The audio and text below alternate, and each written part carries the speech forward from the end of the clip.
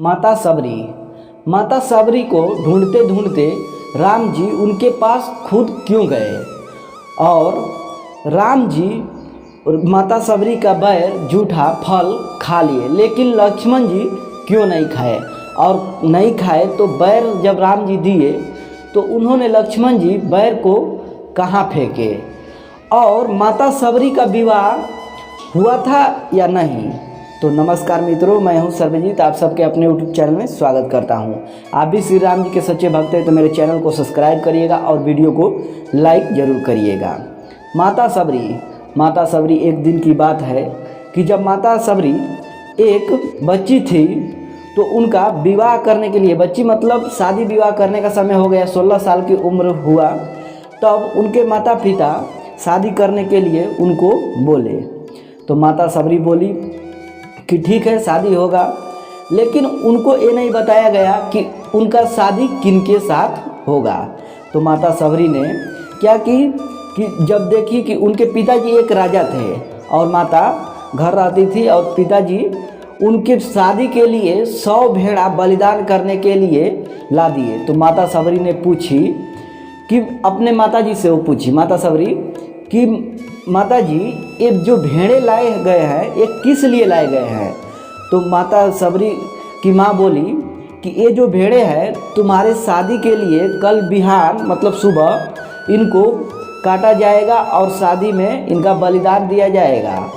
तो माता सबरी सोची कि इनको मेरे वजह से, जैसे 100 भेड़ों को मेरे वजह से बलिदान दिए जाएंगे और मेरा शादी इनके वजह से होगा, तो मैं शादी नहीं करूँगा। इन 100 जानवरों का जीवन लेने के लिए मैं शादी नहीं करूँगा। तभी माता सबरी ने एक बात सोची कि मैं क्यों ना घर से ही चला जाऊँ।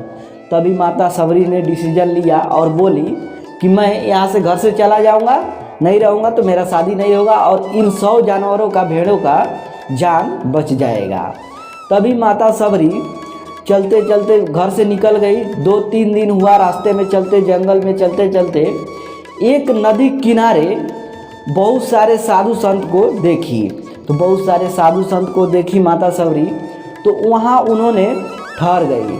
तो वहाँ ठहरी तो उन्होंने देखा कि हर दिन साधु संत नदी में तो स्नान कर रहे हैं, लेकिन उन्होंने अपना कपड़ा क्यों नहीं धो रहे हैं, जो मैल कपड़ा छोड़ रहे हैं वो धो क्यों नहीं रहे हैं।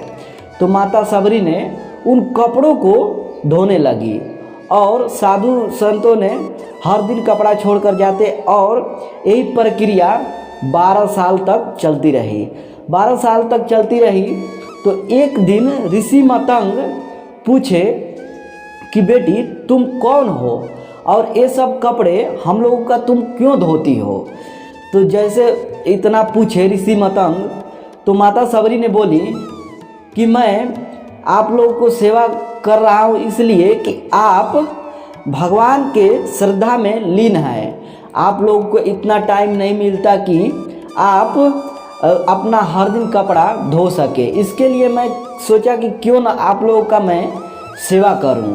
तभी ऋषि मतंग बोले कि तुम तो सेवा इतने दिनों से 10-12 साल से करती आ रही हो, लेकिन किसी ने तुमको कुछ नहीं पूछा और कुछ नहीं बोला, लेकिन मैं तुमको बता दूं कि मेरा अब उम्र हो गया है। ऋषि मतंग बोल रहे हैं कि मेरा अब उम्र हो गया है, अब मैं भगवान के इधर जा रहा हूँ। लेकिन मैं तुमको एक दिन बता दूं कि हम लोग इतना दिन तक तपस्या किए, जो कुछ भी पूजा पाठ किए, पुष्प का पूजा पाठ किए, सब कुछ लाकर पूजा पाठ किए, हम लोगों को पता नहीं इतने जो सारे ऋषि मुनि हैं इन लोगों ने इतना तपस्या की, लेकिन प्रभु का भेंट किसी से नहीं हुआ और ये लोग भगवान के पास पहुंच पाए कि नहीं। लेकिन मैं बता दूं तुमको कि तुम बस यहीं पे ऐसी कुटिया में हर दिन पूजा पाठ करना और पुष्प बिछाते रहना और फल फूल ला के रखना, तुम्हारे इधर खुद एक दिन चलकर भगवान आएंगे। तभी से माता सबरी ने क्या की कि हर दिन जब ऋषि मतंग इतना कहकर अपना शरीर त्याग दिए, तभी माता सबरी उसी दिन से हर दिन अपना एक काम नित्य क्रिया प्रतिदिन करती रही। हर दिन पुष्प बिछाना पग पे और फल फूल लाना, और उसको फल वो इसलिए चख कर लाती थी क्योंकि वो सोचती थी कि भगवान को कभी ये फल कड़वा न लग जाए, इसके लिए हर फल को वह चख चख कर लाती थी। और भगवान के लिए इतना प्रेम था, श्रद्धा था, माता को तो इतना था कि वो पूजा करना अभी तक कभी नहीं सीखी और पूजा किसी का नहीं की। बस उनको इतना श्रद्धा और प्रेम था कि उन्होंने कंसिस्टेंसी के साथ अपना धर्म निभाई और हर दिन पुष्प बिछाती रही और फल फूल लाती रही। और ऐसे करते करते कितने वर्षों तक बीत गया। तभी माता सीता के खोज में श्री राम प्रभु अपने भाई लक्ष्मण जी के साथ एक दिन पहुँचे तो माता सबरी अपने जीवन में पूरा खुशी हो गई, इतना खुश हुई कि मेरे इधर श्री राम प्रभु आए, भगवान खुद चलकर आ गए। तभी उसमें एक बात आती है, दिलचस्प बात यह है कि जब राम जी बैर खा रहे थे तभी लक्ष्मण जी को एक बैर दिए कि आप ये भी फल खाइए।